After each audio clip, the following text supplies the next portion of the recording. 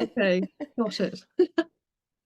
Hey guys, welcome to Keeping It Real. And I'm already in a space with this beautiful, beautiful person that I have had the privilege of personally meeting, working with, walking with, laughing with, and we've already started. So I'm like, we've already been chatting, and I have an amazing guest who's from Wales. Beautiful, so. You see, like okay, let's unravel. Um, Me. beautiful Sue, to be or not to be, as she was saying. I can't even say your surname now, Sue. Welcome to Keeping It Real. Oh, Thank you for being here with me today. And I tell you guys, we have an incredible, incredible journey um, to walk with Sue today. Uh, we're just going to go. Sue has had one incredible life story up until this point in time. And to become a little bit more serious about the journey she's been on, I am absolutely in awe as to sitting, face to face with this woman, because it's a massive journey. She is pure heart. And Sui, what I didn't tell you was what's fascinating is I kind of get led by spirit in the morning as to what to dress. I know might sound weird, but you know that I had to put on this pearl today with the rose quartz, and then I wore my rose quartz. And in Egypt, Sue had gifted us with beautiful hearts that were rose quartz. And I was like, oh, of course, this makes sense. Of course, I've got to wear my rose quartz, unconditional love, because here she is. But welcome and thank you for being here with me today. thank you very much indeed. It's a privilege to be here, really. Yeah. And same from my side. Now, where do we even begin with your life story? I want to kind of pull out snippets and Pull out snippets. pull out snippets. Okay, so the one thing that I was like, whoa, well, there were lots, okay, but met with high advanced, and I don't want to get this wrong. Is it lamas? Is that how you say Yeah. it? Okay. In India, had several high initiations over the years given with His Holiness Sakya Trizin in Trizin. Deradun. Is that how you say it? Trizin? It's Trizin and it's Deradun. Deradun, And it's a thank you. place in the Himalayas. One of the teachers of the Dalai Lama. Tell us about that, please. The Um, initiations. I can't tell you a lot because they're done in private. Because in Tibet, the Tibetan tradition, there are practices that you can do when you have permission from your Lama, and you can't do them without that permission. And the Lama would know whether you're capable of doing these initiations. And usually they take about an hour, but the one with His Holiness took 7 days. So it was a very big initiation. I'm not the only person that's done this. Many people have done it. Um, Do you get and chosen? Sorry to interrupt you. Do you get chosen to do the initiations, or is it a calling? no, you ask because you feel, well, actually, I was told that it would be suitable for me. And then I asked permission to have the initiation. Um, but it means lifelong practices. So you do them every day, so it kind of accumulation builds up. Of what they actually mean. So they're very treasured, because they come from the old tradition from Tibet, or you can have initiations from the Vedic traditions. So they've gone through centuries doing these practices. But they're all the benefit from them is to improve yourself. So you have more awareness and you'll be able to help others. So it's quite simple, but quite difficult, Wow. as Wow. life is. But again, very privileged to have done these initiations. So Mm. I left from England. I flew from Heathrow traveled to India and then traveled through the night on my own, just in a taxi, an old taxi with a driver, and he picked up another driver, and you think you're in the dark, you don't know where you're going, but you do know you're going to Deradun area. So it's like 7 hours traveling up on your own, and then got to a hotel. You want to know a funny bit? Yes. You get to the hotel. I travel throughout the night, and in India it gets very cold at night, certain times of the year, bitterly cold. The taxis don't have any heating, and they're quite old. But the Indian people, they're very good at kind of repairing their taxis. So however old they are, they still use them. And I'm falling asleep in the car, and it's really cold, and I'm kind of huddled up in the corner there. And I thought, I must get sleep. I must, because I've been flying. And then I just landed and then got into the taxi and started going 7 hours up to the Himalayas.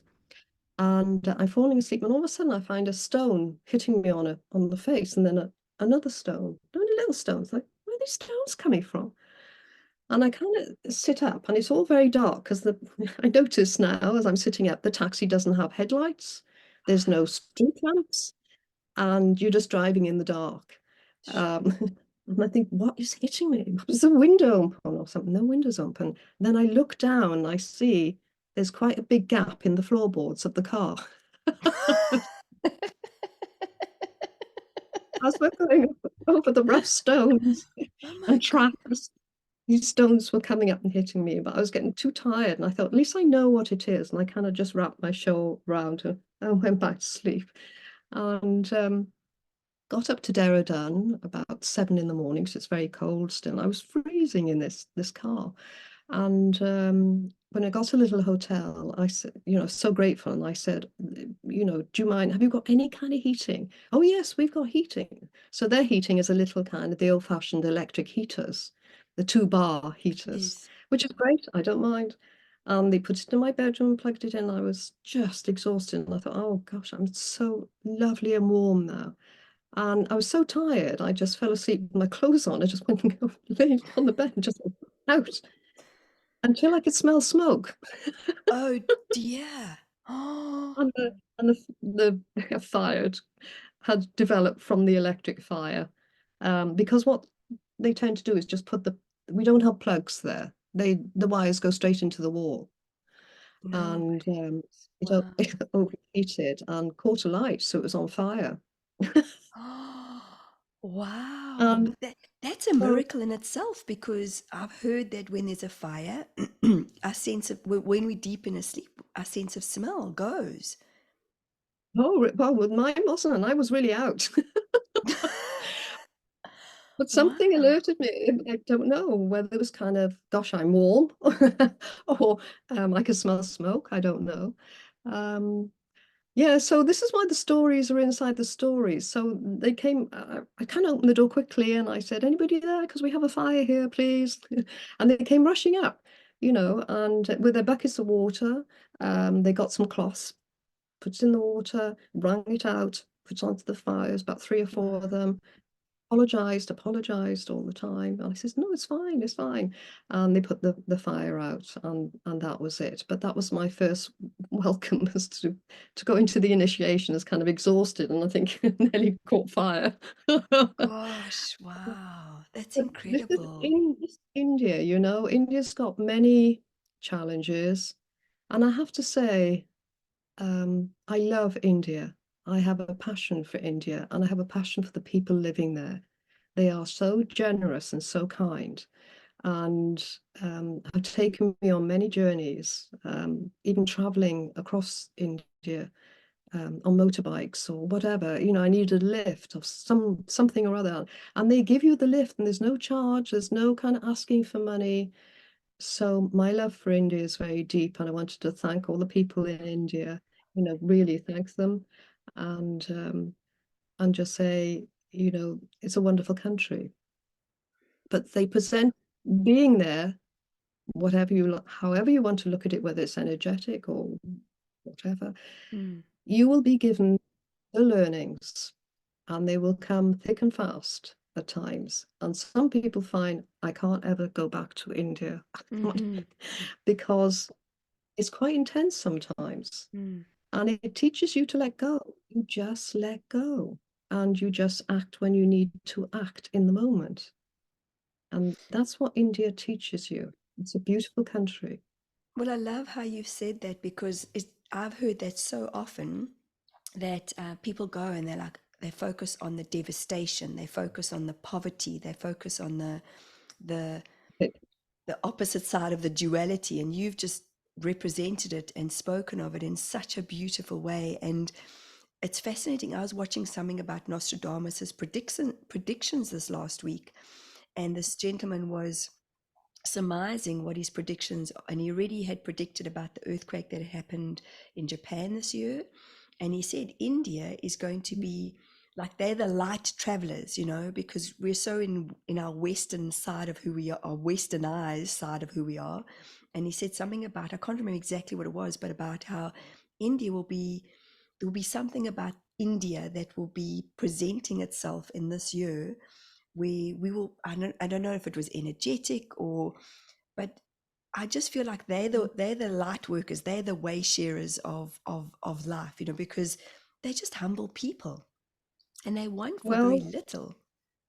I think that's just yes, my and they assumption. are, well, amazing, and they are very humble and very gracious. But they'll feed you, they look after you, whatever. You know, their hearts are open, and they, on that level, they seem very ahead. They're very ahead. To me, they're the top kind of what we want to be, what we are aiming for. We want to be humble, we want to be kind, we want to be compassionate, and they have it. They Mm, have it. mm, So the learnings will come fast because things will happen to you there and say, I don't know whether I can take this. I don't know. And but I have I have a sense of humor, and I think that's fine. That's fine. We can get through this. We can get through this, you know, and just steam ahead and just go walk into the fear, because yeah, that's what's life about. Letting go and walking into the fear. yeah. And guys, I can honestly tell you that Sue has a great sense of humor. I mean, we were just sharing, if I may share a little bit about Egypt, and is that okay with you, Sue? And just the laughter that we had at the in the very last evening of all being together as a group. It was just classic how uh, we were all rounding up in circle and completing sort of the wonderful time that we'd had together. And Sue and I were walking down to the restaurant, and what even started us off, I can't even remember. Oh, it was about finding your voice, eh? And I couldn't hear you for some reason. Well, Was that what happened? no, actually, what happened was that the Ascended Masters told me that they stopped me from having a voice. So that's why Really? people couldn't hear me clearly, Really? because Wow. they were saying it's all about the book and I have to be heard. I have to make sure I'm heard. So it was a practice run. That's why I tried to speak to you guys when, you know, in the group, and no one could hear me.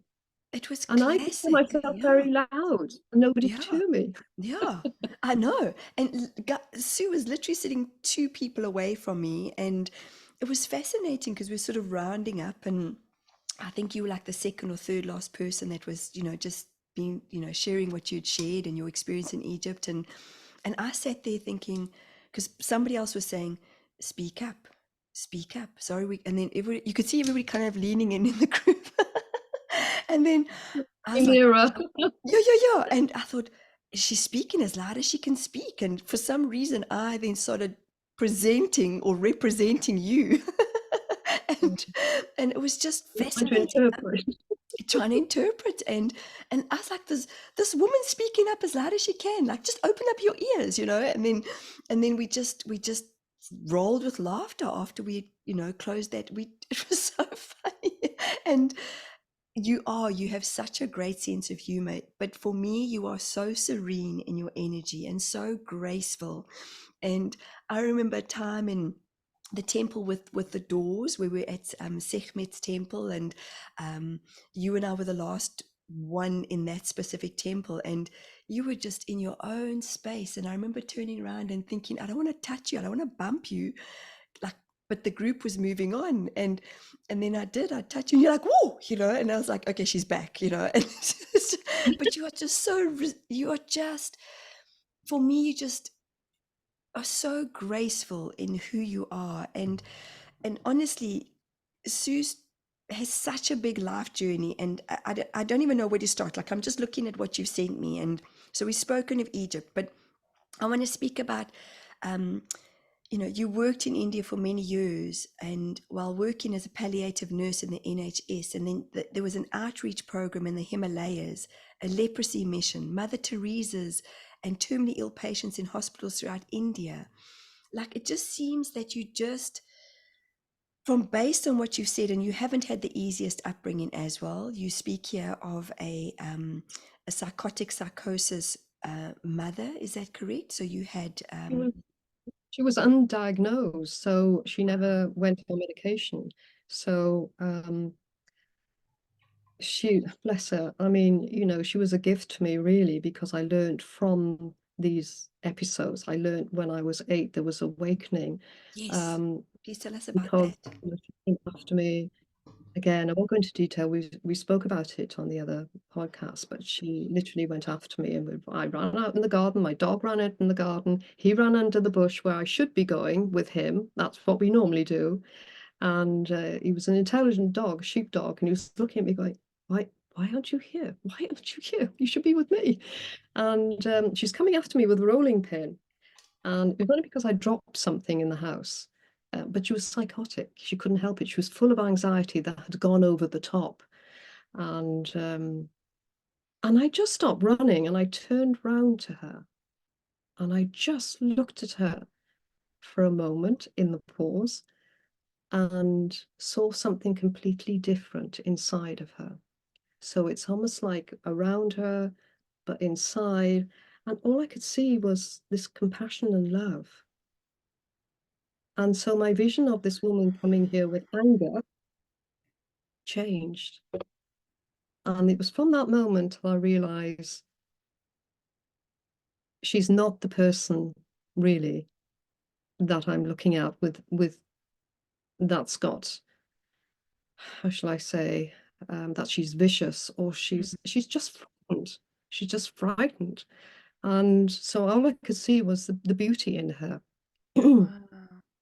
And And you were 8. That is remarkable. then she Wow. came running to me, and she was coming quite close. I was ready to go to give me a clout.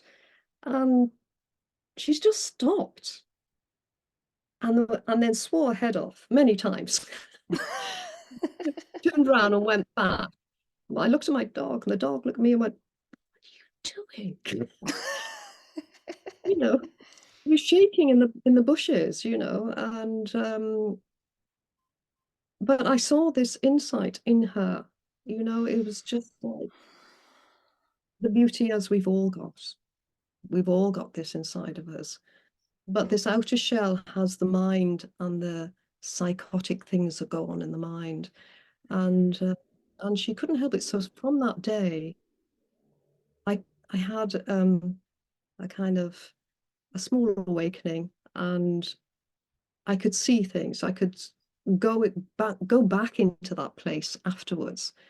And when you speak to your friends at 8, and I'd say, when the world stops, and you see things different, and they just look at me and go, "Should we go and play skipping now?"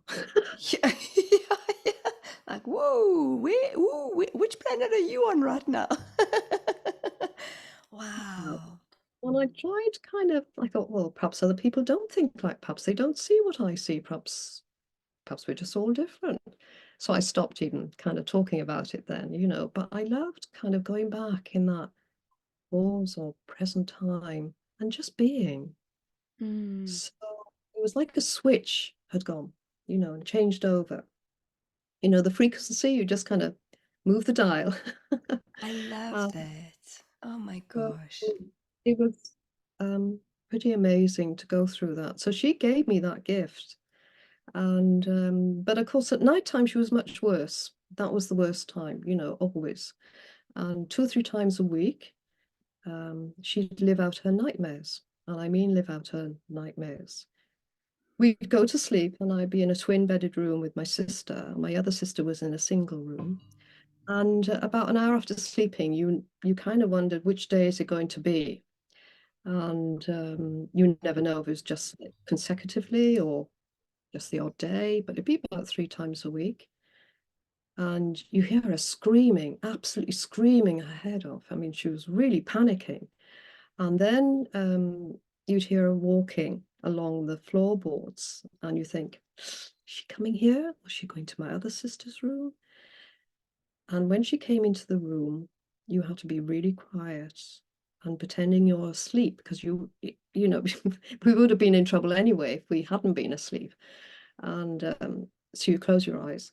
But then sometimes you'd not wake up, you'd open your eyes, and her crazy brown eyes would be that far away from you, looking into your eyes.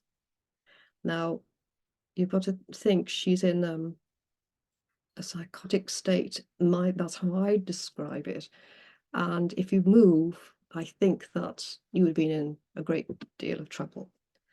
And one day she did have a hand up to go for me, whatever was going on in her head.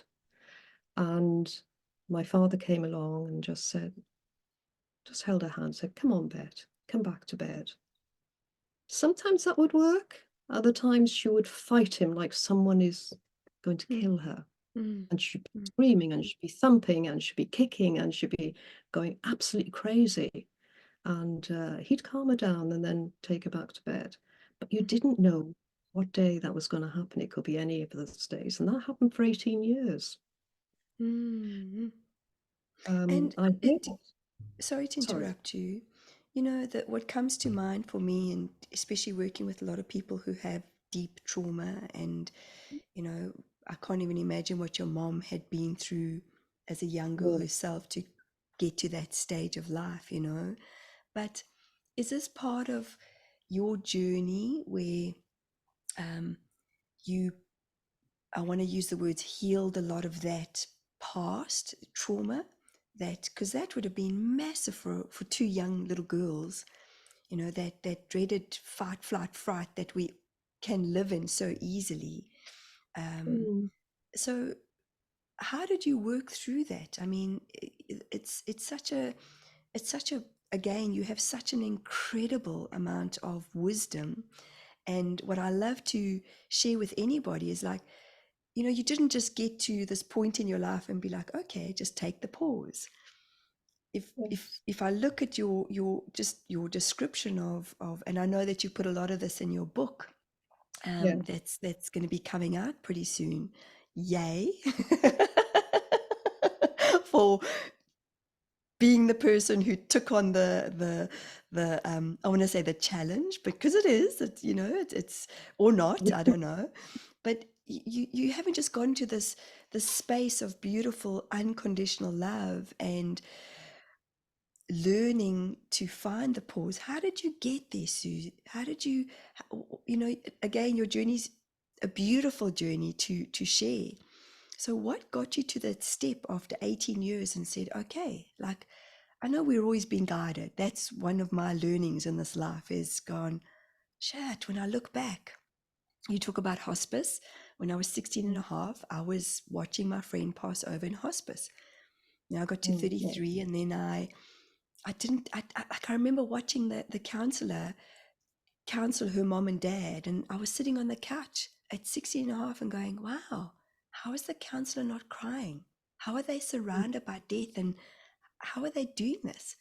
And then I got to 33, and then a few of my awakenings, like I think Spirit had to really give me a good few head pushes, a few, you know, come on, Michelle, like, okay, let's make the experience tougher. When are you going to wake up? But there I became a, you know, part-time caregiver for hospice. And I was like, oh, you guys were preparing me for this already. So do you find that that's what happened in your journey? No, I just naturally loved being in the palliative care team. I just loved it. And it wasn't because this all happened after the divorce.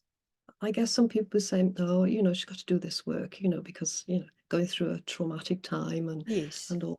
I'm thinking, That's a status quo, I believe, that people are using nowadays. Like, oh, this is why she's become a healer because she went through that, and it's like, no. this was all like 10 years later. It's a dedication, it's a love. And I can't explain it, but it's just like something happens inside, and you're not over loving that patient.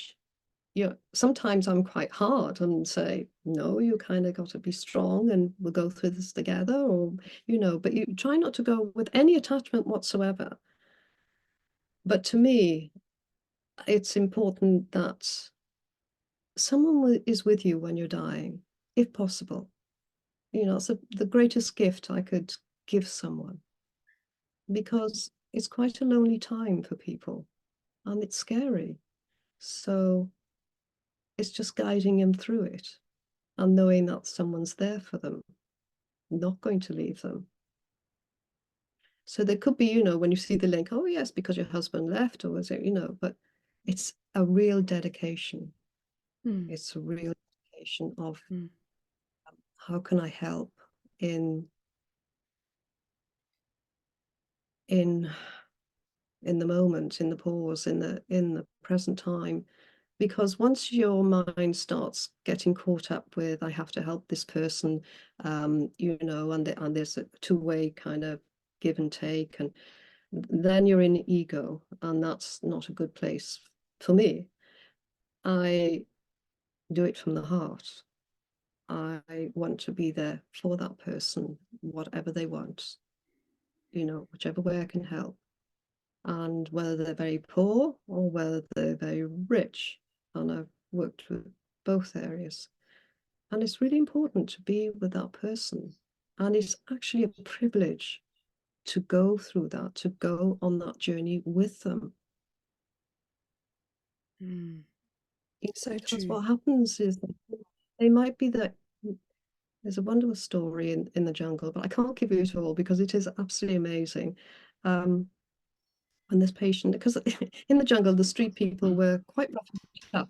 They were the gentle people. They were real street people. They were drug addicts, prostitutes, thieves. There was a mass murderer. He'd murdered 12 people. And people thought, what are you doing, nursing people? Why not? Why So not? They're these are all people that you scared. looked after? Are these people that you looked after in the jungle?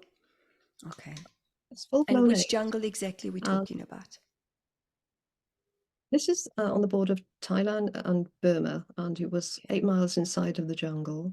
And the reason I went there, I took a year out from the NHS and thought, yes, I'll take a gap year because I could only go out on my leave and go to India to go to work with palliative care.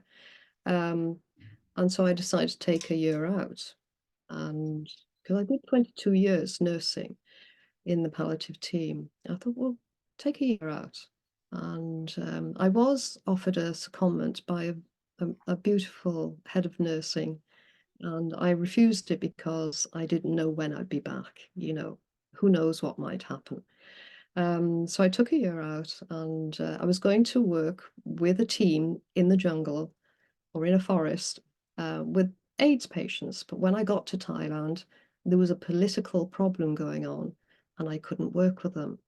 So the company that I was with, who found me the work, said they'd find me somewhere else. And it was a couple of weeks, and then they just came up with, well, there's this place in the jungle, and it's 8 miles inside, and there are people living on their own there, looking after themselves, and they're all dying of AIDS.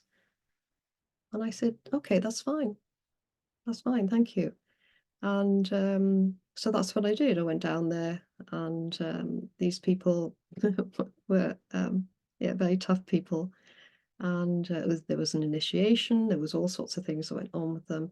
But there's one thing you learn when you're with people like that, and I'm not saying they're mafia or anything, but when they're people that kind of used to this sort of life, you can't go around telling them what to do.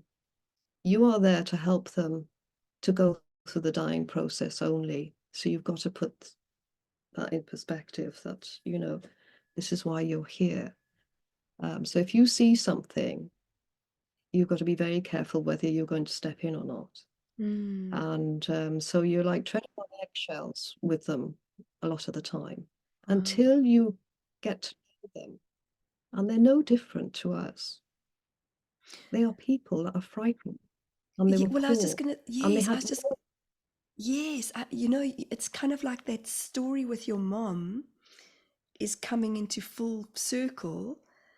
You know, you being that young girl where you just see them, you see the essence of who they are. So how beautiful for that yes, exactly. preparation, you know, that time of preparation, as tough as what that must have been, your soul was aligning you to do this work. Wow. Sorry, that's just And the way that's I why I see said it. my mother. No, that's why my mother gave me the gift. Yes.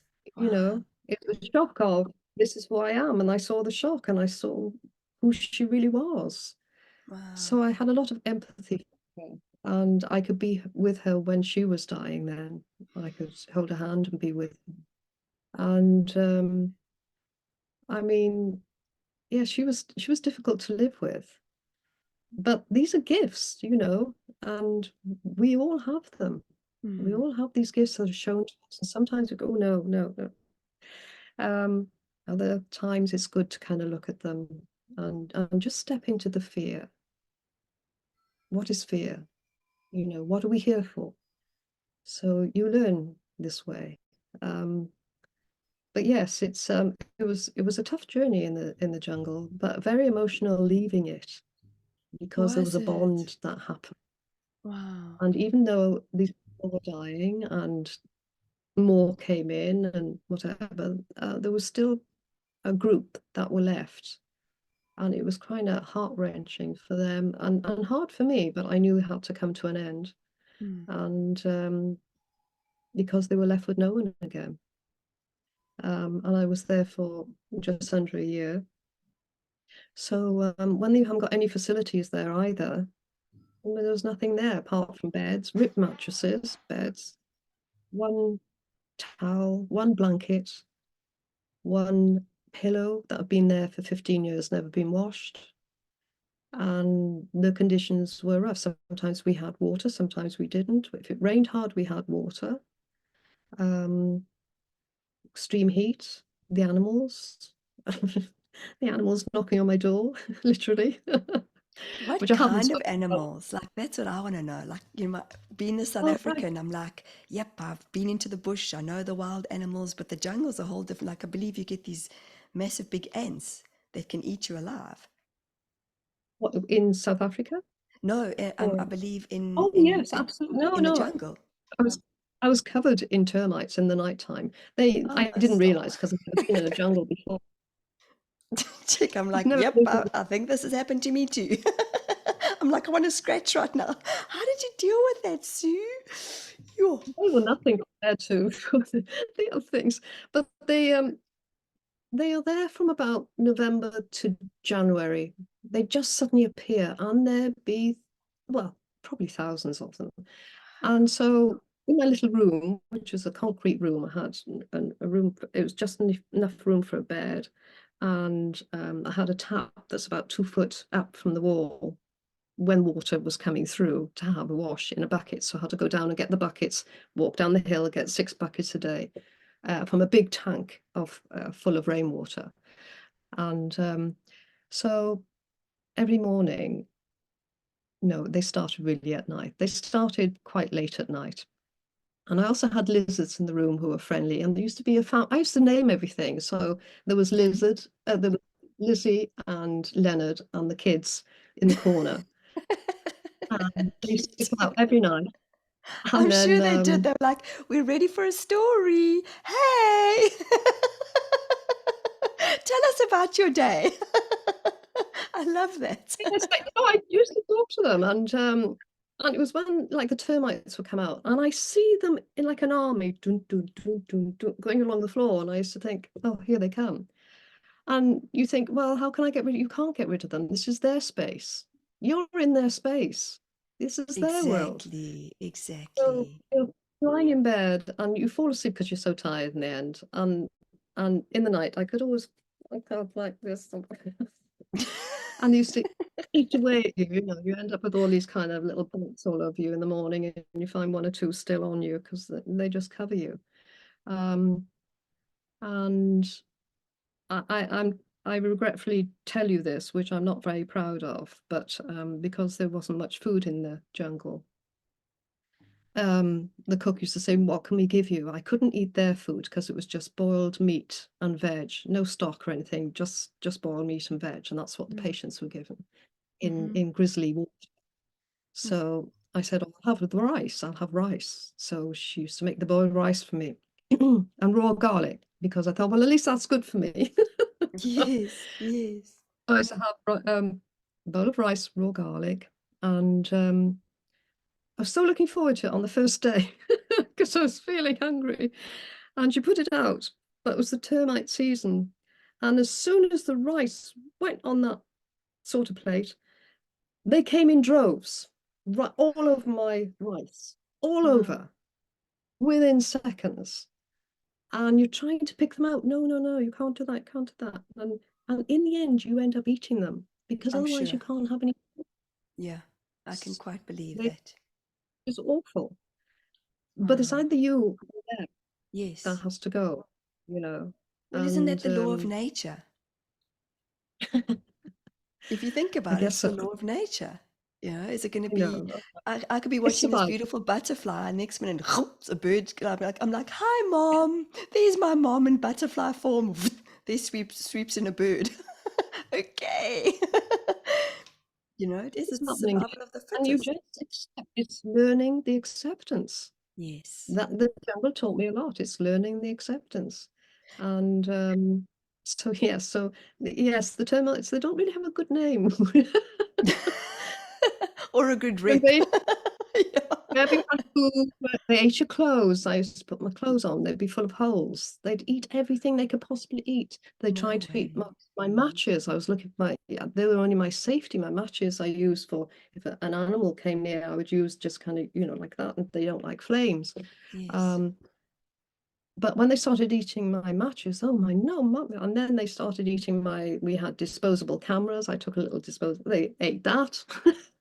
No They love cardboard, ways. I anything didn't like that. realize, The gosh, only that thing they they could don't like get is through. plastic. Wow. They That's eat everything. incredible. That's So, amazing. very holy person with all these holes in my clothes. You were being anointed by the termites.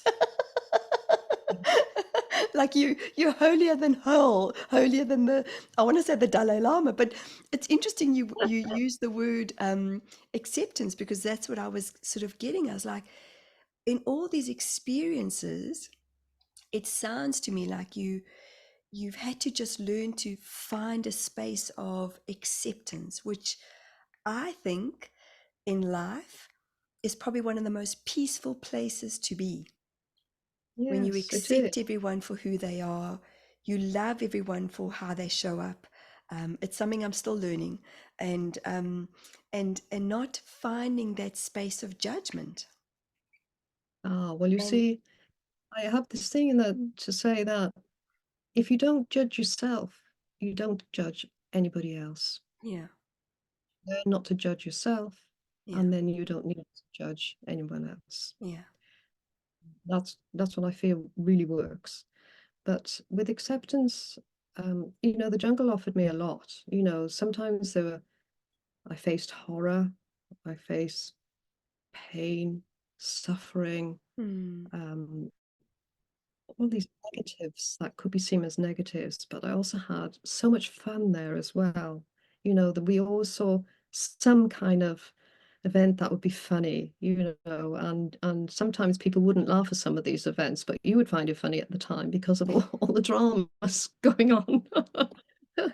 um, but yes, you know, like we had chickens in the jungle, probably about 20 of them, and there was a cockerel. And I always look at the funny side of life, you know, and I used to know someone, and say we name this cockerel, I use a different name like Jim or something. And this guy I knew used to have loads of women around him all the time, Jim. So I called the cockerel. I didn't call him Jim, but I called him a name because he had all these hens around him and he thought he was great, you know, this cockerel. Yeah, look at me, how I've created in this lifetime. Like, look at me and my posse.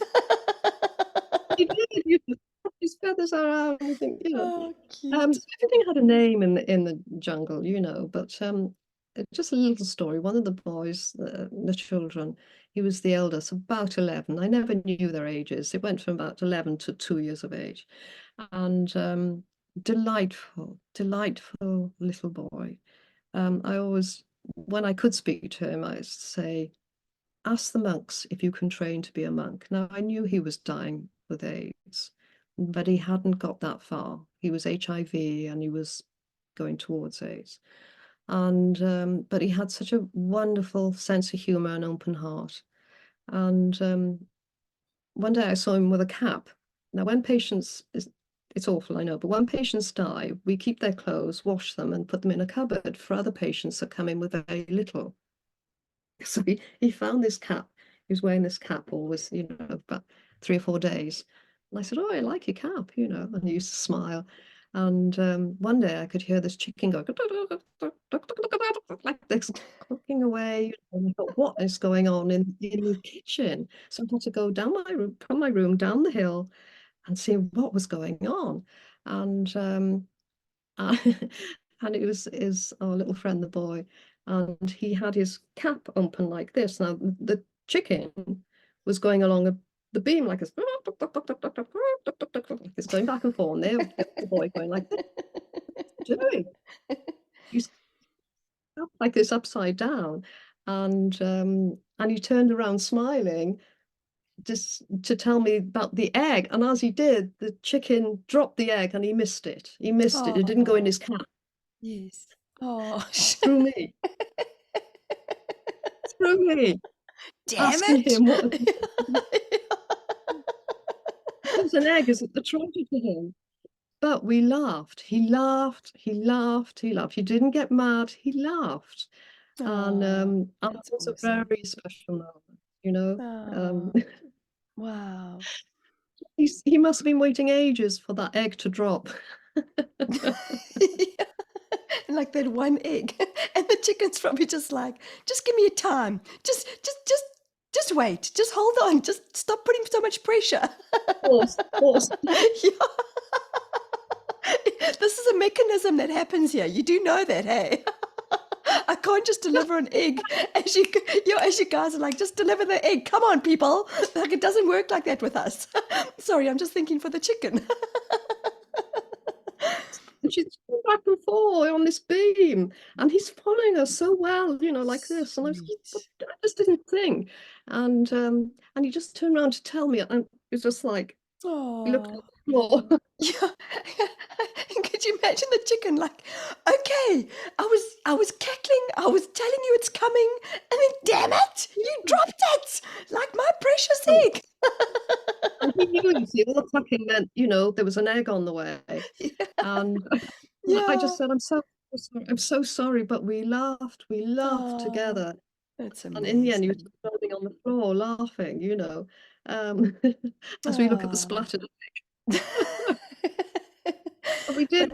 But I'm sure you needed to take those moments, though, Sue. You probably needed those moments to just have a reprieve, by the sounds of things when you talk about the horror and, dealing with death is sometimes not easy. And I know you've mentioned here there was very little medicine. You had very little support by the sounds of things, very little We had anything. one box of paracetamol for a year. Wow. And, One you know, when box of people see the paracetamol for a year. Wow. oh, we had some cough medicine that was made up. I don't know, I'm quite sure what we had. It's probably for if they got chest infections, perhaps that it helped them then. I wasn't sure. Yeah. Um, they were just in bottles, you know, somewhere, and you weren't sure what was in there. But we did have some kind of medication from the monastery, which Mm-hmm. was interesting. Mm-hmm. Um, monks used to pick leaves from a certain tree, and I couldn't understand the language, so I didn't know. So it was a certain tree, and they picked the leaves and they pounded the leaves down. Then they sent it over to me, and I'd be given empty capsules. So I'd fill in these capsules with the grounded down leaves. And it's, to me, it was like an anti-inflammatory, because they explained that tong tong tong means pain in the stomach, and it gets rid of the pain in the stomach. So that, to me, it seemed like an aspirin based type of natural food that became a medicine for them. And did them. you So have to leave capsules. the jungle after a certain amount of time, not only due to working in the NHS? Was there a reason that you stayed for the time that you did, or that you had to leave for some Well, reason? the company I went with was doing the gap years. I said I'd be there for a year. But I left just before that because something happened in the jungle. I don't want to spoil it for you because I know you don't know the story yet. But something happened to me in the jungle, and it meant I had to leave after about 3 or 4 months in, to go up to Thailand, sorry, Bangkok, to ordain as a nun. And there's a Really? reason for that. Wow. Gosh. Now I'm like chomping at the bit. I'm like the chicken. Like, just drop the egg, man. Funny Oh no, story, that's and exciting. So just like, that's coming in your book. Is that all in your book that you've put this information in?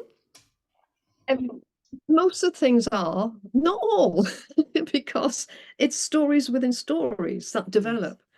And so one day, now you've got to think, this jungle, it offers a full-on typhoon.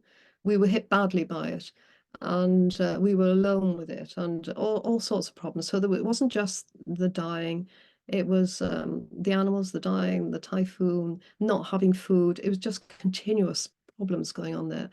And one day, um, we we we've been talking about the iguana that was lying outside my room, and it would be on when you open the door at the back here. He'd be just kind of here. And iguanas are in Bangkok, the local people kind of train them to be pets. And so the tourists think they're all pets. They are vicious animals. And they're probably about 2 to 3 feet long. Wow. Good 3 feet, I think. And beautiful colors, amazing, of greens and pinks and Mm. blues and yellows, and these big, big eyes. And he used to be up here, just, my door would be only kind of 3 foot away. And I'd see him and I'd say, "Oh, good morning," as he's there. And sometimes I'd sit on the floor looking at him saying, and I said to him, "Do you know, you're so beautiful." And when I told the young patients came up to me, the children, I said, my Kung Su, it means don't do that, don't talk to it. And I said, "Punai, why? Why?" Oh, they said they've got web feet. This is in the jungle now. And they land on you and then slit your throat. Okay. I've been talking to this animal for several days, just sitting on the Wow. porch, having a little chit chat.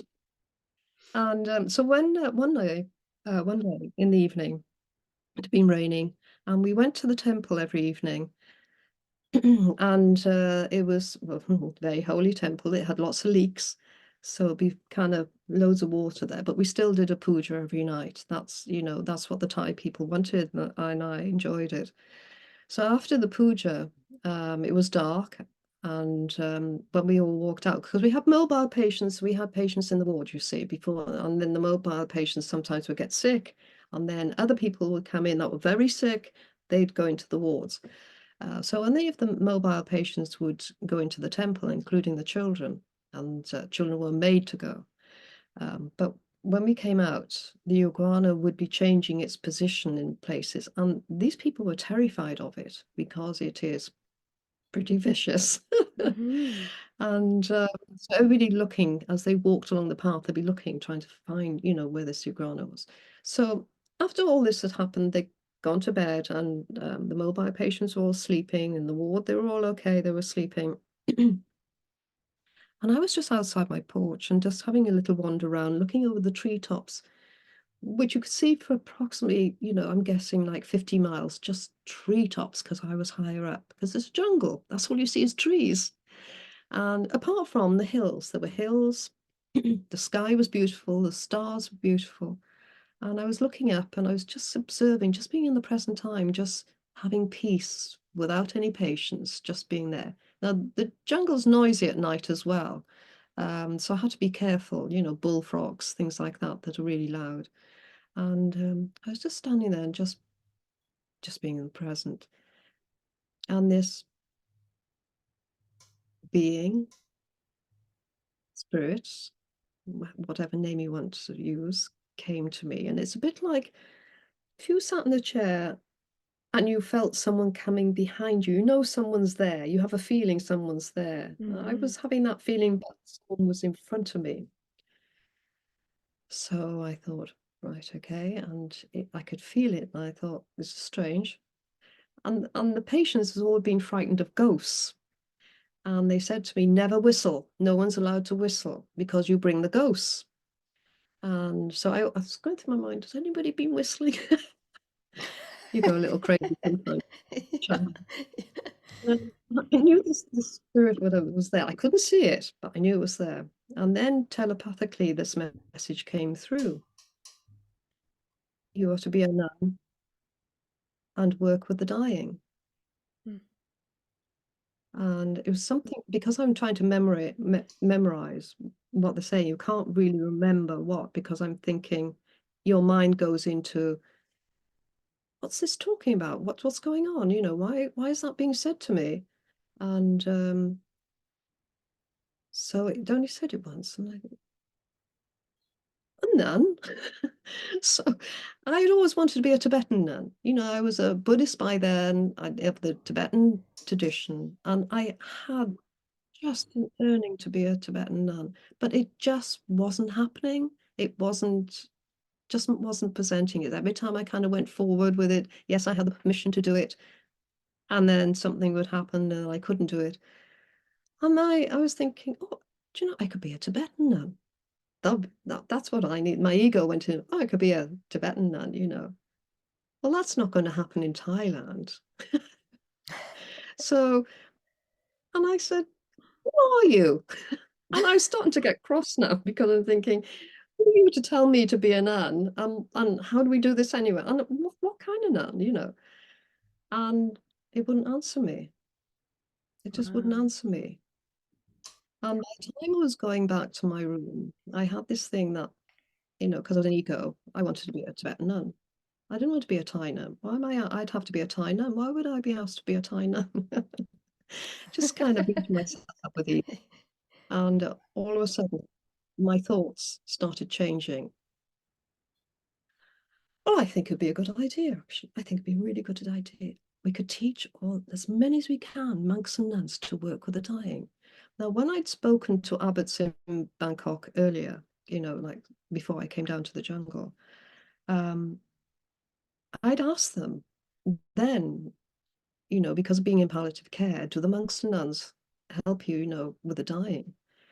Oh no, we sit with the dying, we sit with the bodies, 40 days, 40 nights. The monks and nuns are too scared to work with the dying.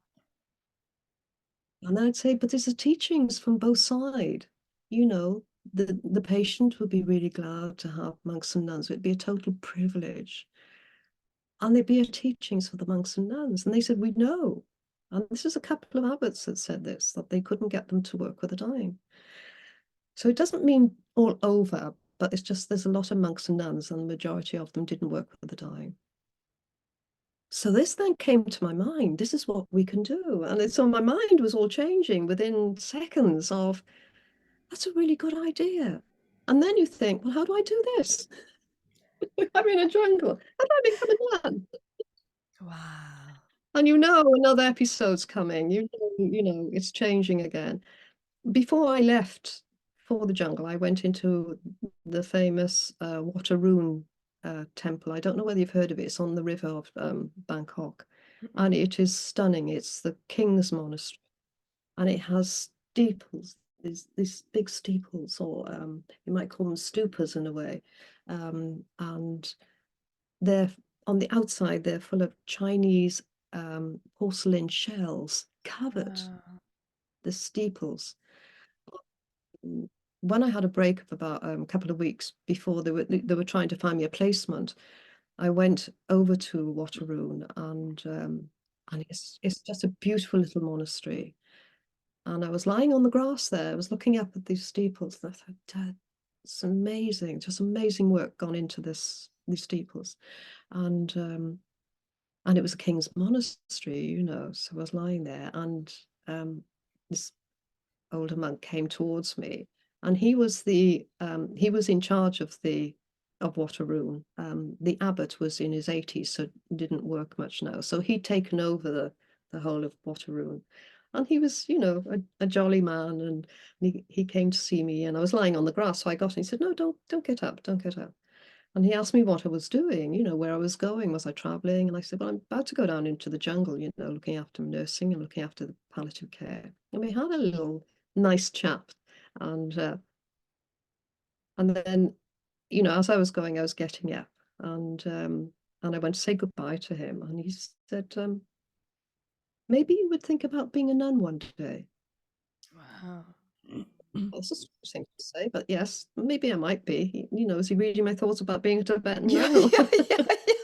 Did that other I being still don't speak to you know as about well? Tibetan nun. Yeah, yeah. Were you whistling that you brought the ghost?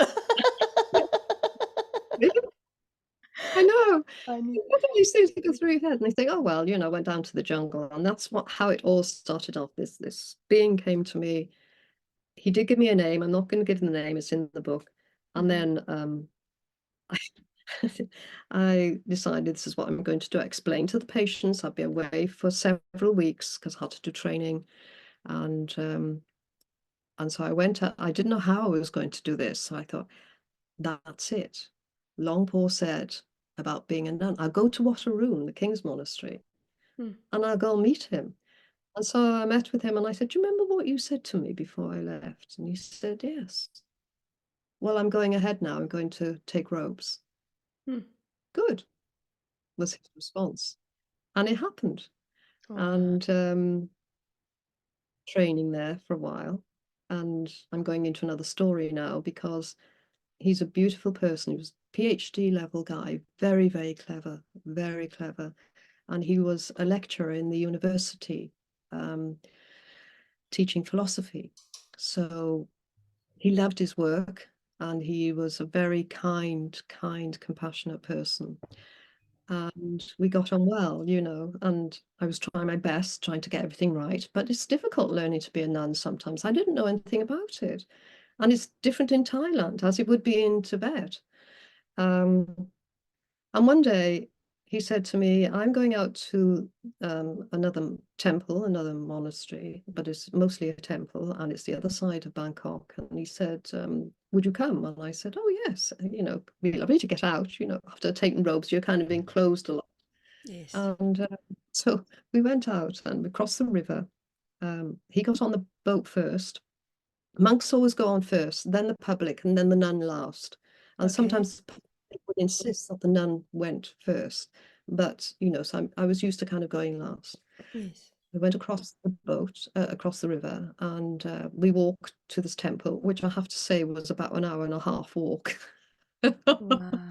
thought we'd never get there. When she got there, he met with the abbot, and I just walked around, you know, the temple and waited for him. It was just accompanying him, really. But it was obviously something was being set up on another level somewhere, and it was just a learning. And when we came out, it started to bucket down with rain, so we had to walk back that hour and a half. Mm. And when we were out on the wide streets going towards the temple, to the river to cross over, it was absolutely pouring down. But when I ordained, someone gave me a little umbrella and a white bag. So it's a little canvas bag that you can use, which the nuns are allowed to have, and an umbrella. So I thought, oh, I'll put up the umbrella for Long Paul and stand behind it and just put the umbrella up just to stop him getting wet. Well, it's the worst thing a nun could have ever done in Thailand. Really? He turned round after about a couple of seconds and he was furious. His eyes went, and I couldn't understand what was going on. What was the Yes. matter? And the Yes. buses were going past and they were looking at us, and the traffic, and because Longpo was highly regarded. And he said my name was Palitar, which meant protector, which is another story later on. But Wow. he said, Palitar, put that umbrella away, please. And I said, Longpo, you're getting soaked. I just wanted to keep you dry. Put it away, please. And he was taking these deep breaths, and I thought, this is really serious. And he just kind of marched off in front of me, and I thought, what on earth happened? Mm. So we got back into the temple, absolutely dripping wet, absolutely soaked. And then he explained to me that in Thailand, if you did that for a monk, putting the umbrella above, you are looking as if you're a married couple, as Oh, if you wow. married a monk. And I went, Wow. right. Head of the king's monastery. And he said, the king would be really unhappy if that's reported back from anyone on those buses. He'd be really angry with that because that Wow. shows respect to the monastery. We had a relationship, it's showing. It's, I was so upset about it. I was just devastated. I'm devastated. Oh, It's I just can one of my only moments. imagine. But it just shows you just how many differences we have in our cultures, hey? Like it was so innocent No, what you did. So, so innocent. And who would have because you're thought not it allowed would to give a bring that? monk anything, So if you wanted to give him a present, like incense sticks or something, an offering, Yeah. they put out a golden cloth, and then you put it on the cloth, and then they take it. When you move away, they take the cloth, so you're not allowed to touch them. And I think there's many reasons for that. Mm. And I understand that, but I didn't know about about Gosh. protecting them. And so I fell down a couple of times when I was training quite badly. Wow. uh, Another And one how was did you get actually, back up? How did you get back up? Like, are they the kind of people that just accept you, so they say it and then it's done? And how did you, when you talk about yes, falling down? they're very straight. They're very straight. Okay. And I knew I could feel his energies, and he was really devastated because I think he was actually worried, because if it got back to the king, it could mean you're out. Mm. It's that serious. Mm. And so the next morning, we always had breakfast together after the monks had collected the food with their bowls. And it wouldn't be much breakfast, it'd be more kind of a drink, and it could be liquidized food or fruit. Fruit was one of the major ones, because your main meal was at 12 o'clock, before 12 o'clock, just before midday, and then nothing else for the rest of the day except for drinks. Mm. And so when I met with him in the morning, and he said, I thought about it last night. I thought about the incident. And I said, yes. And I thought he was going to get rid of me. Wow. And he said, the king will understand. You're a Farang. You are a foreigner, Mm. and you didn't know. And I said, Mm. yes, that's true, uncle. And so he said, that's fine. End of story. That's it. Move forward. Mm. But he was dreadfully hurt about it. He was just, Mm. for such a calm person, I could just feel he was so upset. Mm. Um, but another incident, like I had a carer looking after me, and she would tell me what to do. Longpo would tell Politar this, tell Politar that. She's not to do this, she's got to do this. And it's just like, Uh, so when I went to the temple, I had my skirt too short. It was above my ankles because I was afraid of tripping. Because all it is a big, large piece of cloth that's circular like this. It's very large. So when you put it on, you fold it over. You keep folding it over in pleats. And then you have a piece of rope which holds it together. And that's what holds your skirt up. Yes. So when I was in the temple, you're going up the steps and things, you have to be very careful going up the steps, that you don't tread on your robes. And when I went into the temple one day, I did the pranayama, and I did a meditation, and there was a puja, and it was lovely. And then I went to get up, and this has been a mistake before with other monks. It's not just me, but it is terrible to experience it. So as you get up, you step on your robes. You're not supposed to step on your robes. My foot got caught, Oh, shoot. and my whole skirt came down. It's just like, and you're desperately trying to get it together. You're now Oh, almost falling, no. but you're trying to hold this robe up. And if you hold the robe up, you're showing your legs. You're not to show your legs Of either. course, Um, yes. And of course, and I thought, well, perhaps Long Paul won't find out. He wasn't there that morning, possible. But one of the senior monks told him. And I am so sorry. I'm so sorry, Long Paul. I know, I know. And you just told the carer, tell Politar to drop the length of her skirt.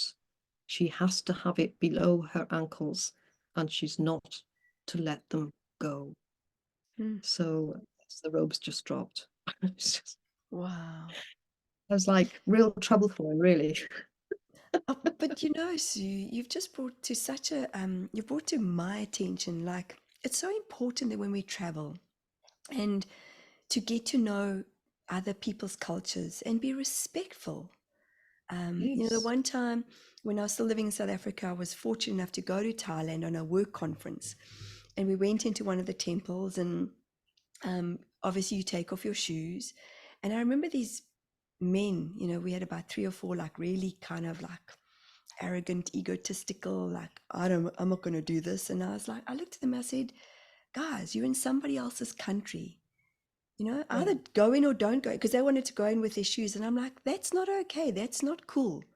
Like, be respectful that this is the offering. This is what we in their land, exactly like you were talking about the animals, the lizards. Yeah. We're in their territory. And I realize that even going into the ocean every morning, I Yes. ask, everything's a temple. Everything, if you look at it as that, going Yes, into the exactly. ocean, thank you for inviting me in. When I see the fishes or I see a dolphin or the dolphin energy's there or a seal, and it's like, thank you for gracing us with your presence. We're in your ocean, but we're not taught that, Well, eh? respect. Yes, Respect. yes, absolutely. And So I want to hear a little bit about your book, and if there's anybody out there that's listening that can perhaps get you to the next phase or the next step. I know a lot of what you shared today is in your book, I believe.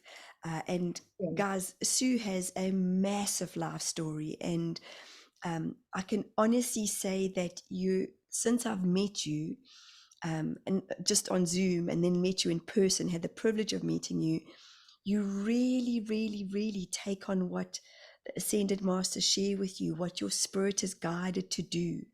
And even just meeting that being that you were talking about, and it just lands. And for me, you are the true version of walking your talk, and you are true consciousness to me.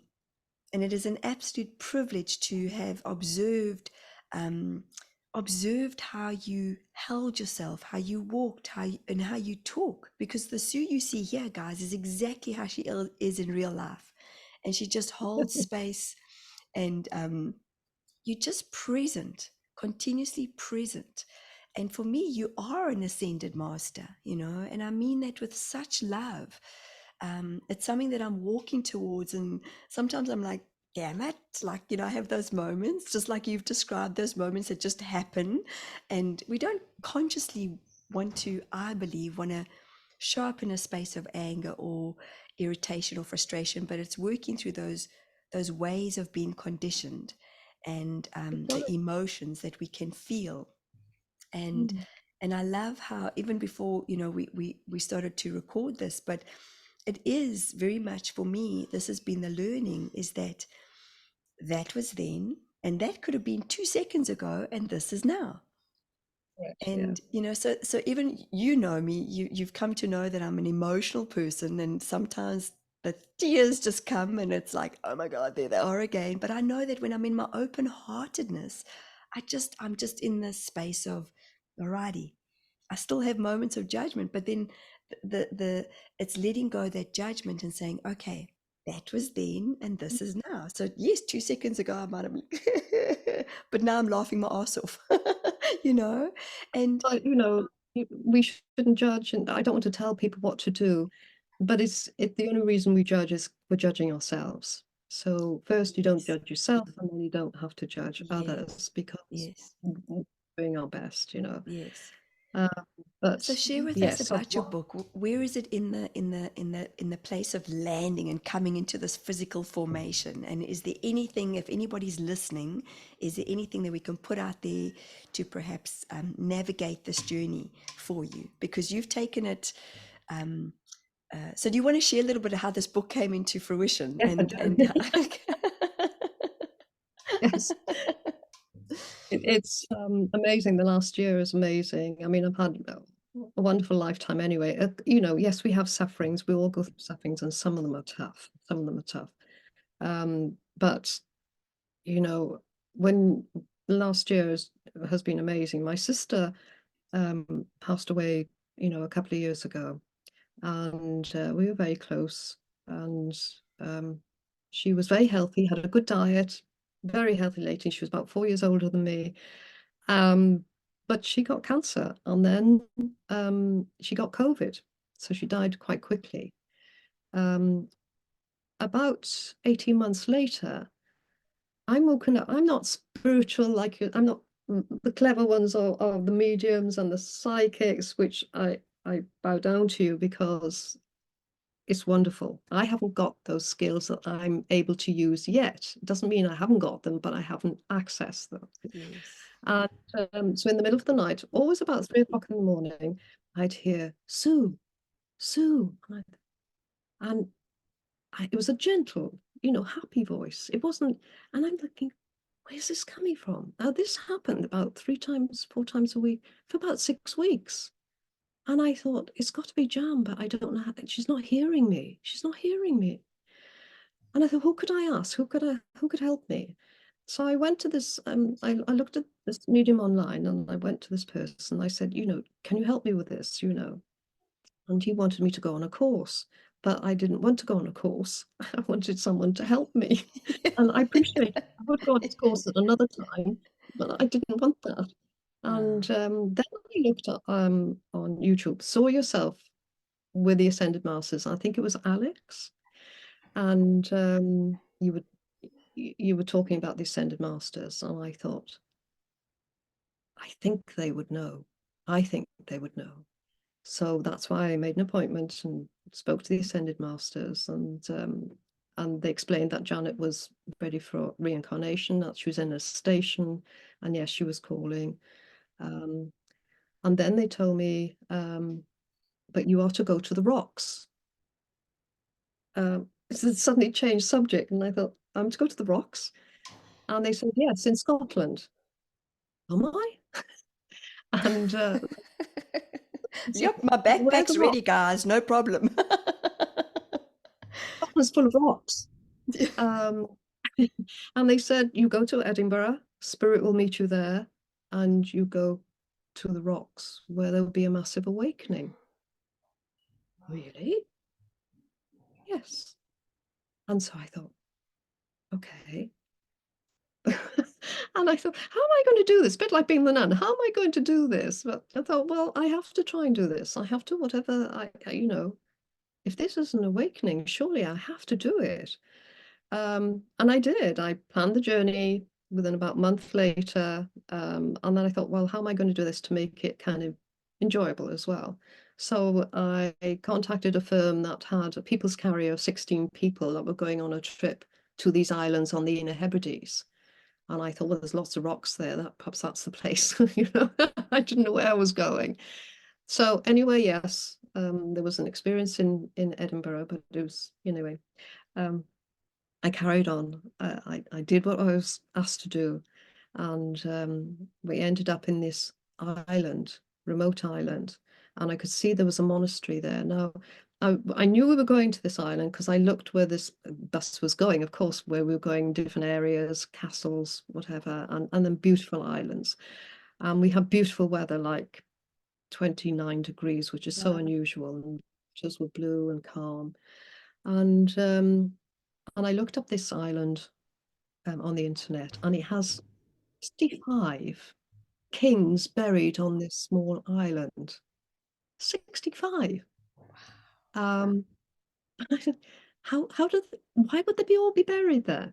And there was a monastery there and a nunnery. There's not much left of the nunnery, that's still in ruins, but the monastery, they kept rebuilding, renovating it. And I believe it's Saint Columbus, that was there in the 8th century. And he was a monk, and a monk of miracles. He was well known for his miracles. So Gosh. I knew we were going to this island, and I couldn't wait to go and see this island. And the ascended master said, you'll be really excited. And I thought, well, I'm not excited at the moment. I don't know where I'm going, but I was really excited when I saw the island. And I looked at the sky, and I can show you one day what was in the sky. And I thought, this has to be it. This has to be it. And I tried not to kind of expect much, because I didn't know what to expect. I'm going to the unknown. And we got off the island, and I walked to the monastery. Oh, it's a beautiful place. And I went inside, and I saw this kind of half-built statue of Columbus. And the feet were remaining, the stones, but not the top that was made out of wires and things, very contemporary. And all of a sudden, my back gave in, and I was in doubled up pain. I thought, I'm supposed to be catching a boat soon, and I have to go all the way down the island to go and catch the boat. And I'm thinking, I have so much pain with this. And I just put my hands on the feet and said, please just help me with my back so I can get home. And I thought, I'll do a meditation. So I went and sat in the seat, and I was in pain. But I thought, no, I'll do a meditation before I go and thank them. Any spirit that might be here, thank you for letting me come here. It's most special place. And after the meditation, I walked towards the arched door, wooden door, and I was still in a lot of pain. And I thought, oh, okay, that's the way it is. I just do my best. And I opened the arched door, and I stepped outside, and pain gone completely. I was standing up straight, and I thought, oh my gosh, it's gone. And so it was a little shrine room in a small chapel next to the main chapel. And it's where Columbus used to meditate, and it was his special room, and there was a shrine there. And it was very basic. A couple of seats were in there, and I just sat on the seats, and there was nobody else around. And I just thanked St. Columbus for what might have happened, and that I was free from pain. And I knew my time limit was getting very close to the boat leaving. It was the last boat home, before we could get to the people's carrier. And just before I got up, I had this massive awakening, massive. And I can't describe what this is, because once you describe, you've lost the essence. You can't describe it. But of course, it's being in touch with the universe. And the stone, and you're in love with everything. You're in love with the water, you're in love with the sky, it's just like bliss state. And so I walked outside, and I was a little unsteady. and then I thought, the boat, I can see it there, I must go. And my feet wouldn't work. My feet were like lead, they wouldn't work. And I thought, I have to go and get this boat, but I do love this place. I was just in bliss. I was just kind of don't worry about the Isn't that the way boat. you live your life? I think, isn't that the way you live your life, though? You're just like, Yeah, that's what we're all just be walking the towards, moment. hey? Like, oh Yeah, my let's be God, here. This is yes, just wonderful. Why would I yes. go and catch a boat when I'm in the state? And all of a sudden, my legs started to move. And I thought, oh, that's great. Okay, so I'm looking and seeing the boat, and I'm looking around. I'm picking up stones, and I'm falling in love with stones. And I think, oh gosh, I think I've lost the plot. I'm falling in love with a stone. And then I'm going down, trying to find my sense of direction is nil, as you might have found out in Egypt. And I know where the boat is, but I can't. I've got to visualize this now. Just kind of look through the lanes how I get there. And then my legs start to run, because the passengers trying to get on the boat are being refused now because the boat is full. So I see these cute people. Wow. My feet are going like this. And I run past them, apologizing to them. I'm so sorry, because I can see my tour guide and the people from the bus on the boat. I said, I'm so sorry. We have a party on there. I'm so sorry. Because I was running past them, and when they should, why would this person go on the boat when they've been waiting to go on the boat Mhm. and they Mhm. can't go on? So when I saw the attendant, I was like about to lift it off, and I said, I'm on the party, and she let me on.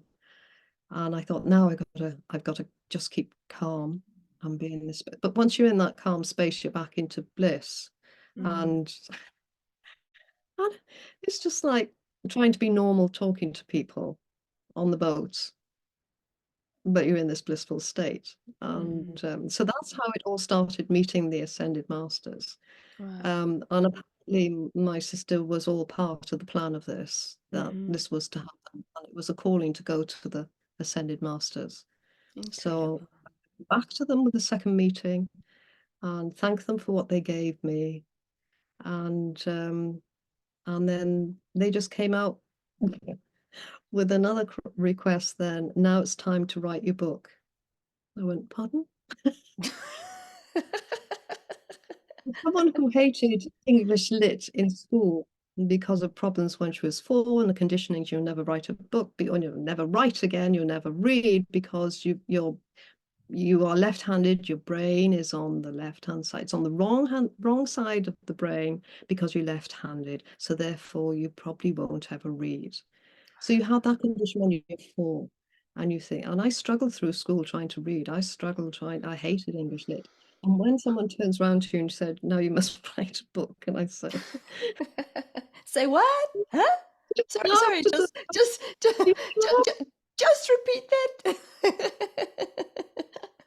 yes, after that, when I left them, I thought, I don't know, maybe this happens, I don't know. And 58th, it was about a month later. No, it was longer than that. So it took 6 weeks, 6.5 weeks to write 58,000 words. And I knew I had help because I could not stop typing. I could not stop typing. And it was just flowing out, all the jungle, all the work in India, and it was just flowing out. And they explained to me that this book is very needed now with all the suffering that's going on. And it has to get out. It has to get out. That's all I remember them saying. You must get this book out. And it has to be called Grief, Sufferings and Transitions. And the important part is kind of going through the sufferings, but knowing there are ways of transition through that phase so that you can move forward in life with a new path. That's the learnings of it. So the book is not all doom and gloom. It's very special because it's about working with palliative care and working with compassion and working with heart to heart with that person. But there's fun, there's laughter, there's trauma, there's horror, really horrific scenes sometimes. There's life and death situations.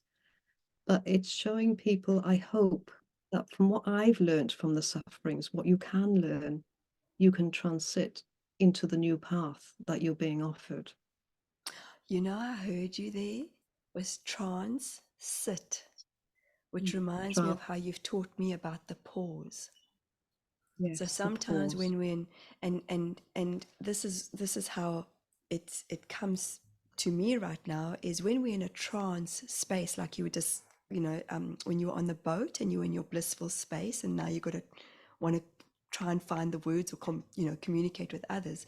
But when we're in a trance sit, pause, when we're in that trance Right. space, everything just feels amazing. Everything is so Yes. expansive. And this And is what I was reminded of this week, because I was in my head and I had a lot going on, and I thought, Michelle, I gotta go and be in nature. And I just watched nature. I was watching the butterflies sit on the trees, and it's summer here, and we have cicadas that come out, so they're like tick, tick, tick, tick. It's like oh pure yeah. bliss, when the cicadas are out, like we know it's summer. And I just sat on a rock and I went, I've actually forgotten what it's all about. Like nature teaches us, nature has cycles, and we're a part of that. We don't just grow in 2 months in our mother's stomachs. the seed is planted, the sperm plants into the egg, and then we grow. And it was such a Yes. reminder of that trance sitting. It's just, so that's how I heard you. Is that how you wanted to come across, Sue? Is Yes. trance? Is it? Oh, okay. And that's the whole point of it, is that we have that waiting for us. We don't have to stay in the sufferings. Mm, There'll always mm, be sufferings for moments, but we don't have to stay there. for sure. It may be for a longer time, but some people stay in sufferings for, if someone passes and they're very close to that person, sometimes they just don't move forward. It could be 40 years, 50 years. Mm, And I notice it with cruise counseling. And, you know, would your relative want you to be in this suffering for that length of time? mm, mm, If you love that person, they love you. Why would they for sure. want you to do? Yeah, so true. But So, it's the stories, like you've been saying, a story within a story within a story within a story. So that's the levels that we can get stuck in, and the depth is up to us. How deep because do we we're want to sit stuck in the in the mind. story? We're Absolutely, stuck in the mind and absolutely. not in the heart. Yes. So when can So we when can we see this new arrival, this new birthing of Sue Tobin? it's in with the editor, and it's coming to the last stages of that. And then I have to do a little bit of work, and then we go to the publishers. But one thing the Ascended Masters said, and I don't like kind of, I know it's a slight aversion, but I'm working with this and I am doing this. I am doing what I'm told. But the Ascended Master said, I must say, read this book. Read this. And this is how they showed me, read this book, for people out there to read this book, because hopefully it can help people out of suffering. So you don't have to buy it. You could buy one and then share it. This is me talking because I'm not saying I want to sell my book. I'm saying it needs to be read. And I'm Mm, just saying this through the masters, that's what they told me to say, mm, because it's to help people to move forward. mm. And if I could go back to the pause just quickly, Please do. it's been part of my life. And I had a big learning in the jungle where I had a situation that could have been dangerous. And so the ego says, fight or flight, you go now. And it was in the dark, and I paused. And that's all you need, you pause. So instead of your mind flitting off, just pause for a moment. And I changed my mind, and I didn't go with fight and flight. So I stayed in the situation, and I really believe it was a long process I was going through, and it was to me it was dangerous. But what I found, that because I stayed in the pause, I lived. I think if I'd gone with fight or flight, it would have been different. Mm, And so learning about the pause means we all talk about being in the present time. That's a really good place to be, but it's not always easy. sure. Not easy to keep that present time. But to me, if you could just go into the pause, just for moments when you're faced with a situation, and you just pause for a moment, and you work with the compassion and the heart, and you, the being inside, not with the ego.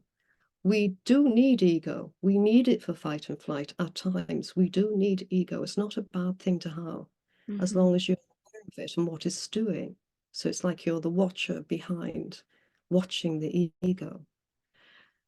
But the pause is so important. And you probably think, like several times we talked about the pause throughout this session, because it's all about the pause. It is. Translate. It's all Yeah, about pause. I love that. So Thank you I so much for being with us tonight and today. You are such a blessing, not only thank to you. me, but to, I know all of us in Egypt, we just adored, loved this. I want to say you're so precious. You know, you're We just all this are. precious. We all I are. know, but you are just so precious in who you are and how you show up. And Sue's loss of direction, let me tell you. Sue, where are you? She's somewhere out there. Sense of done. I kind of wander around and I think, well, I try and have anchors in my head. I remember that building, I remember this, remember that. Yeah, And it comes off, yeah, you know. yeah. Maybe because the conditioning of the left-handedness and you turn left instead of right, and it doesn't matter because I get there in the end. Yes, but I think that that's what you is the right word, epitomize. Epitomize. I don't know if that's the right word, but it's like you live in that space of pause. Yes. The way I have come to know you, and you articulate things so beautifully. It's like you continuously reading the energy. So for me, and you actually shared this with me at one time where you said, I think I'm here to trigger some people who always want to be on time, you know? And I was like, yep, that would make sense to me. And Learning. It's learning for people, you know, it's a because learning. they got to have it now or they can't, you know, and there's no such thing as having things now. You know, there's no such Exactly. thing as time because time is only a concept. But Exactly. we have to follow certain rules, and I Absolutely. appreciate that. But if something isn't deliberate, if I deliberately was going to make you late, that's a different situation. Absolutely. But that's It's the not in. intention. It was never your intention to, you know, arrive at a certain time. And we're talking like 5 minutes, guys. Like it wasn't even, but we do know that we went on a tour, and you are just one of the most respectful, compassionate, kind, loving human beings that I have the privilege. And thank you to your beautiful sister for the connection. So I love how Yeah.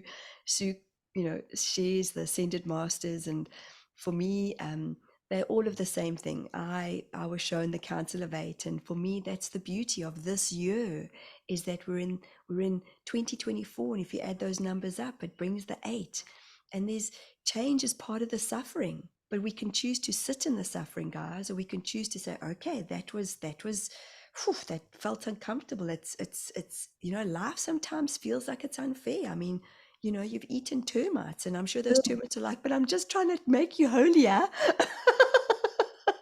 And you're like, no, no, no, thank you very much. You're very tasty. I'm getting protein.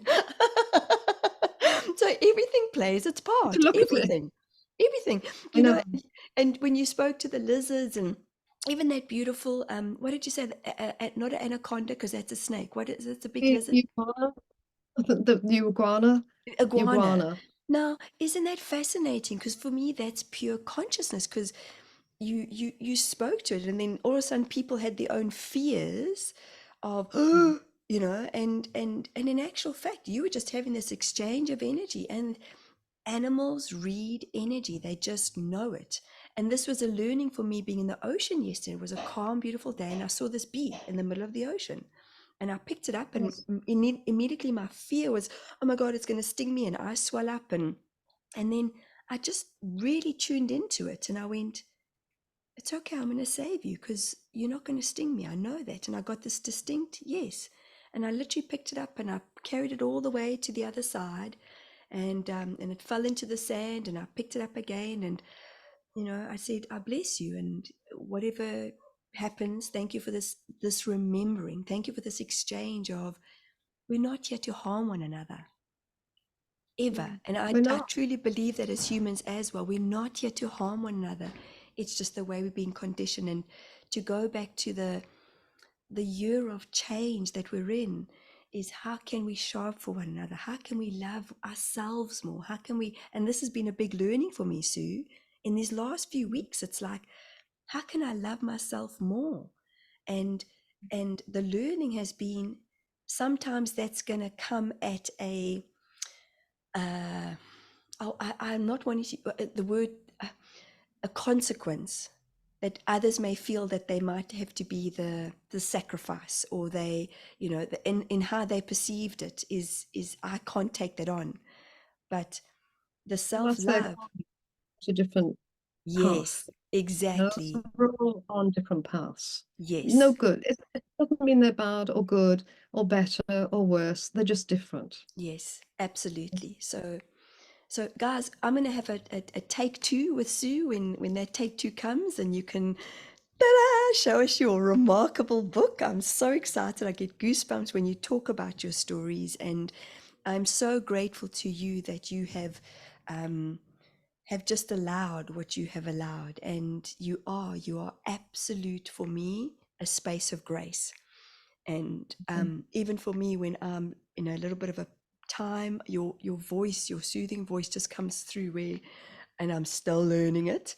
Where Sue, take the pause, Michelle, just take the pause. Damn it! Damn it! If only those words came 2 microseconds before. But it's a learning. May I say one thing though, that having not met or knew of the Ascended Masters before, it's been a total privilege, and that for people recognize these beings who have walked our walk, they've been on this earth, they've been through the sufferings, and then they were enlightened. And what they're doing is just trying to help us. They're trying to really hard, being there for us. They might give you a task to do, they may not. They may help you where you are. But even if they give you a task, it doesn't mean you have to do it straight away. But that's up to you. But there's a learning for you there. There's something there for you, and you could benefit from that. But these beings are so treasured because they're there to help us out of the suffering, Thank you and so hence much for that. And that is truth. That is absolutely what they have reminded me time and time again, because I would question so often, like, how come you guys are choosing me? Like, do you know how freaking batshit crazy I am? And I'm quirky and I'm weird. And they're like, well, it's about, because I've asked for simple, and I like the messages for me to be simple, and they keep it simple, and they're here to show up in a space of love and to help Yes. humanity walk the journey. So that's what I Yeah. love. So thank you for that reminder. So And so, yeah, thank you as well for actually taking on the task. Yes.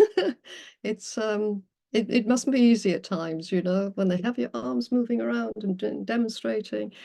And gosh, that's down to you, because that's a brave person. thank you, Sue. And they obviously knew you would accommodate them in a very good way. And you because you're natural, people will kind of look at, yeah, I feel like that too sometimes. Yeah. So you're the norm of life that everybody can relate to. And Thank you. that's attracts people Thank you to so you. much. Thank you. And that's what my hope has been, is bridging the norm for all of us, that sometimes I feel like this and sometimes I feel like that. And we're all walking towards and bringing in that space of the pause. So I feel like that's what we're going to call the session, if that's okay with you. Well, that's The very blissful dedicated. pause, Yes, or the I'm very graceful dedicated. pause. Yeah. It is so important, because if you can't be in the present time all the time, which is difficult at times, but is the place to be, the pause will just stop you. You'll work with the heart instead of the head.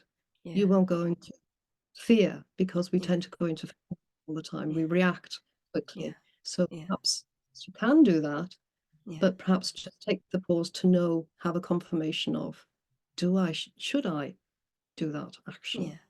Yeah. It's really important, and it certainly, I think, saved my life. And, Mm. and yes, it's in the book, but Yeah. that's for another time. Yeah. Well, guys, thank you, Sue. Thank you so much for being with us today on Keeping It Real. I am so honored. And like I say, guys, watch for take two, and because I can see the books, and I'm going to smell the pages, and I'm so excited for you, um, and I'm so grateful that you have walked this lifetime and that we have re-met in this lifetime. And thank you for sharing all your wisdom. Guys, as you know, we all have a story, and it's not getting caught So up in the story. The story is here to share. And I know that there's so much of what Sue has chatted about today and shared with us. We've got a a tiny glimpse into her wonderful, beautiful life. And please keep watching, please liking, subscribing, sharing, and commenting. And I'm very grateful and graceful to have your presence here with us today. Thank you, Sue. Guys, have a Very beautiful grateful. day. My Thank you to pleasure. the And listeners too, and for yes, you as well, for Michelle. thank Thank you. you. And remember, love is why we are here. And that is what we're all bringing into this new way of being. So from my heart to all of you, I love you. Sue, I love you very much too. And we'll see you guys soon. Have a beautiful day wherever you are in the world. Bye, guys.